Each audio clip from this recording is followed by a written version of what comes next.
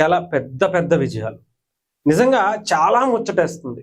ఇంత చిన్న సినిమాగా ప్రయాణం మొదలుపెట్టిన ఈ సినిమాలు ఇప్పుడు పెద్ద సినిమాగా పాన్ ఇండియా లెవెల్‌లో ఒక మంచి గుర్తింపుని తీసుకొస్తున్నాయి.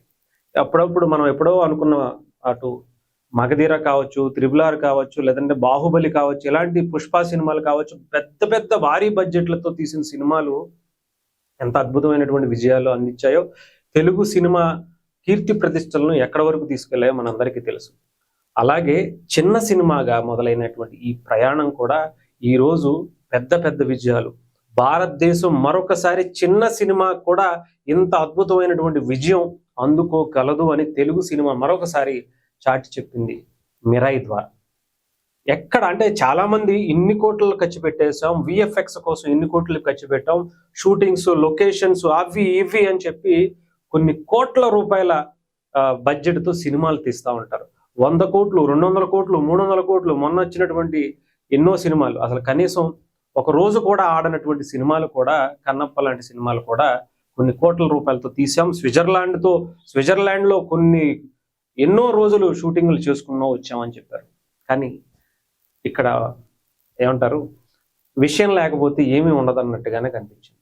ఇప్పుడు కేవలం 30 కోట్ల రూపాయల బడ్జెట్తో స్టార్ట్ అయినటువంటి 'మిరాయి' సినిమా ప్రయాణం ఈరోజు ఎన్ని కోట్లు కలెక్ట్ చేస్తుందో మనం ఊహించడానికి కూడా అందనటువంటి విధంగా ఉంది. 'లిటిల్ హార్ట్స్' అనే సినిమా, ఈ సినిమా కూడా 2 కోట్లు, కేవలం 2 కోట్లతో నిర్మించిన ఈ సినిమా మొదటి రోజే 20 కోట్ల కలెక్షన్స్ రాబట్టిందంటే ఆ సినిమా యొక్క విజయం ఎంత అద్భుతంగా ఉందో ఆలోచించండి.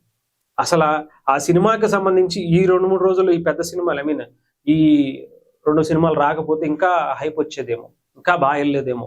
నాకు తెలిసి అది కూడా ఇప్పటికే ఒక అద్భుతమైనటువంటి విజయాన్ని అందుకుంది. దానికి ఉండే థియేటర్స్ దానికే ప్రత్యేకంగా ఉన్నాయి, దానికి ఉండే ఫ్యాన్ బేస్ దానికే ఉంది. ఇంకొక పక్క 'కిష్కింధాపురం' అనే సినిమా కూడా, బెల్లంకొండ శ్రీనివాస్కి సంబంధించినటువంటి సినిమా, ఈ సినిమా కూడా బాగుందని వస్తుంది. ఒక పక్క 'మిరాయి' గురించి అయితే ఎవ్వరు ఊహించినటువంటి రిజల్ట్ ఉంది.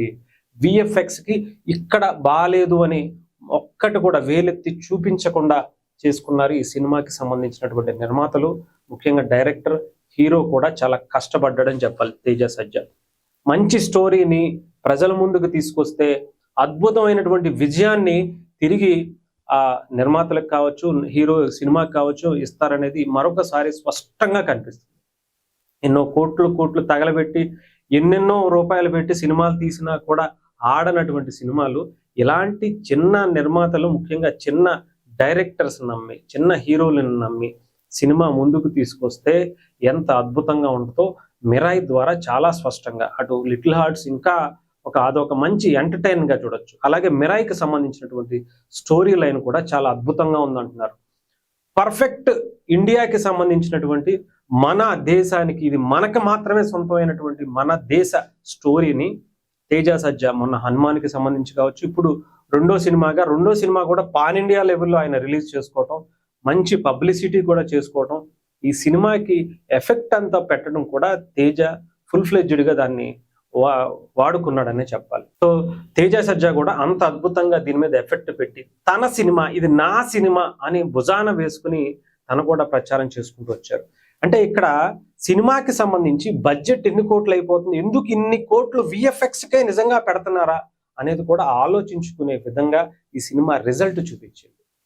100 కోట్లు పెట్టి, కొన్ని 100 కోట్లు పెట్టి సినిమాలు తీస్తే రానటువంటి విజయం ఇంత చిన్న బడ్జెట్తోనే వస్తుందంటే మనం ఎక్కడ ఆ లోపాన్ని సరిదిద్దుకోవాల్సినటువంటి పరిస్థితి కూడా ఉంది. ఎందుకంటే రెమ్యునరేషన్ హీరోలకు ఎక్కువ అడుగుతున్నారా, లేదంటే ఎవరు ఎక్కువ అడుగుతున్నారు, హీరోయిన్లా, కాస్ట్ ఆఫ్ లివింగ్, ఎక్కడ మనం దేని మీద ఎక్కువ పెడుతున్నాం అది తగ్గించుకుని ఇలాంటి సినిమాకి సంబంధించి అసలు 'మిరాయి'లో ఆ విజువల్ ఎఫెక్ట్స్, విఎఫ్ఎక్స్ అయితే అద్భుతంగా ఉన్నాయని చెప్తున్నారు.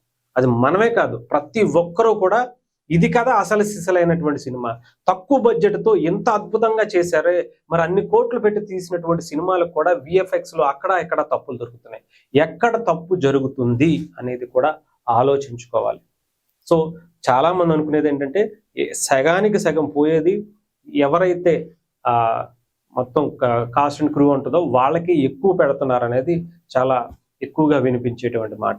సో ఈ సినిమా ద్వారా అయినా సరే తెలుగు సినిమాని మరొకసారి ఇంకా అద్భుతంగా, అంటే తక్కువ బడ్జెట్తో కూడా మేము ఒక అద్భుతమైనటువంటి విజయాన్ని 100 కోట్లు రాబట్టేటువంటి రికార్డులను కూడా మేము 30 కోట్ల బడ్జెట్ తీస్తున్న సినిమాను కూడా తీసుకువెళ్తామని మరోసారి స్పష్టమైంది. 500 కోట్లకు బడ్జెట్ పెట్టి తీసినటువంటి బాహుబలి కావచ్చు, ఇంకొకటి కావచ్చు, RRR కావచ్చు, పుష్ప కావచ్చు, ఇవి అంతకు మించి విజయాన్ని అందించాయి. అలాగే చిన్న బడ్జెట్ తో తీసినటువంటి సినిమాని కూడా మళ్ళీ ఆ రికార్డులు కూడా మన తెలుగు ఇండస్ట్రీకే వచ్చాయంటే ఆలోచించండి. సో ఏదైనా సరే మనం కరెక్ట్గా సినిమాని ఎగ్జిక్యూట్ చేస్తే ఎంత అద్భుతమైనటువంటి విజయాన్ని ప్రేక్షకులు ఇస్తారు అనడానికి మిరాయి కావచ్చు, లిటిల్ హార్ట్స్ కావచ్చు, కిష్కింద కావచ్చు, ఇవన్నీ కూడా మన ముందుకు రాబోతున్నాయి అని కూడా అర్థమవుతుంది. మొన్నటికి మొన్న నరసింహ అవతారం అనే సినిమా కూడా వచ్చింది. ఓన్లీ విజువల్ ఎఫెక్ట్స్ తోనే ఆ సినిమా 100 కోట్లు కలెక్ట్ చేసింది. దాదాపు 300 కోట్లకు దగ్గర ఆ సినిమా కలెక్ట్ చేసింది అంటే ఒక్కసారి ఆలోచించండి. మనం స్టోరీని నమ్ముకుంటే ప్రజలు ఆ విజయాన్ని మీ గుప్పెట్లో తీసుకొచ్చి పెడతారనేది చాలా స్పష్టంగా